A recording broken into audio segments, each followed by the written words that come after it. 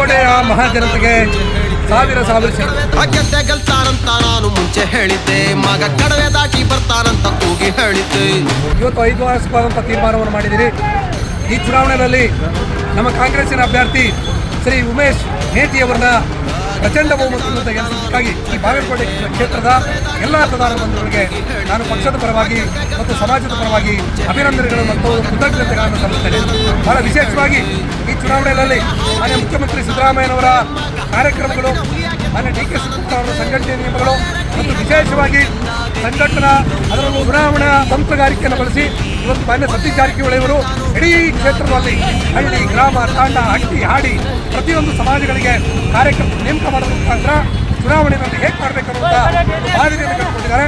ಈ ಮಾದರಿಗಾಗಿ ಎಲ್ಲರಿಗೂ ಅಮ್ಮನುತ್ತಾ ಇಂಥ ಒಂದು ಮಹತ್ ಕಾರ್ಯವನ್ನು ಸಾಕಾರ ಮಾಡುವಂಥ ಬಾಗಲಕೋಟೆ ಜನತೆಗೆ ಮತ್ತೊಮ್ಮೆ ಧನ್ಯವಾದಗಳನ್ನು, ಅಭಿನಂದನೆಗಳನ್ನು ತಿಳಿಸ್ತೇನೆ.